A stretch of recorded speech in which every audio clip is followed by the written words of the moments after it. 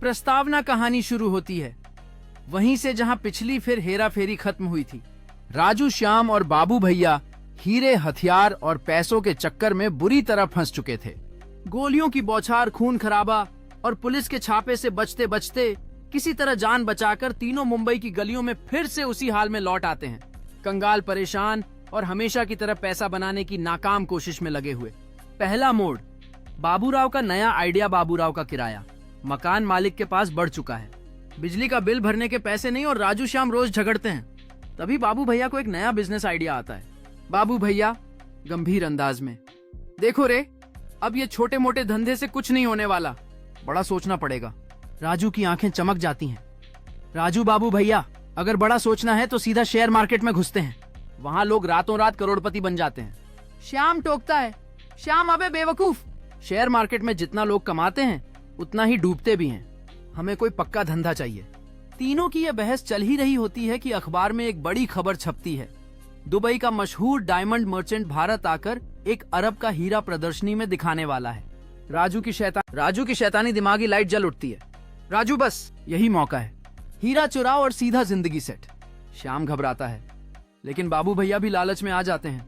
दूसरा मोड़, हीरे का खेल। राजू, श्याम और बाबू भैया मिलकर हीरा चोरी करने की प्लानिंग शुरू करते हैं। राजू का काम है चालाकी दिखाना, श्याम का काम है सही मौके पर सिस्टम बिगाड़ना, बाबूराव का काम है डाइवर्जन क्रिएट करना। मगर इनके सामने आता है नया विलेन, तारीला भाई, जो मुंबई का बड़ा डॉन है। तारीला भाई की भी नजर उसी हीरे पर है। अब शुरू होता है कॉमिक ट्विस्ट। तारीला भाई के गुंडे हीरे तक पहुंचने की कोशिश करते हैं। राजू, श्याम, बाबू भैया भी चोरी की तैयारी करते हैं और पुलिस भी सुरक्षा कड़ी कर देती है। प्रदर्शनी के दिन सब गड़बड़ हो जाता है। बाबू भैया हीरे की जगह कांच का गिलास उठा लेते हैं।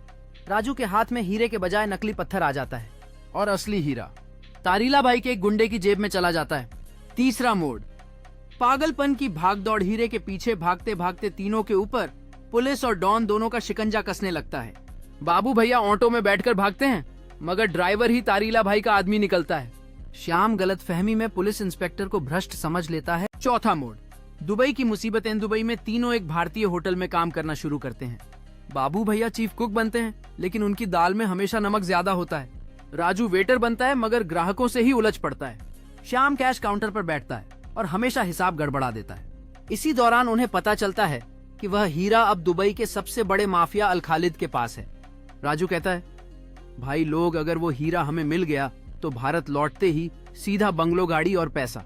बाबू भैया फिर से डरते हुए भी राजी हो जाते हैं। पांचवा मोड़, धोखा पर धोखा। तीनों हीरा चुराने के लिए एक प्लान बनाते हैं, मगर इस बार श्याम गलती से असली हीरे की जगह चॉकलेट का शोपीस उठा लाता है। इधर तारीला भाई भी दुबई पहुंच चुका है। वह तीनों को पकड़कर धमकाता है, हीरा दो वरना सबको समुद्र में डुबा दूंगा। तीनों पसीना पसीना हो जाते हैं। बाबू भैया घबराकर बोलते हैं, अरे भाई, हम तो छोटे लोग हैं, हमें हीरा वीरा नहीं चाहिए, हमें बस भाजी मंडी चाहिए। राजू और श्याम बाबू भैया को चुप कराते हैं। छठा मोड़, असली हीरा। असली धमाका। अचानक पता चलता है कि वह हीरा असल में नकली था। असली हीरा तो भारत के प्रदर्शनी हाल में ही रह गया था और पुलिस ने उसे सुरक्षित रख लिया।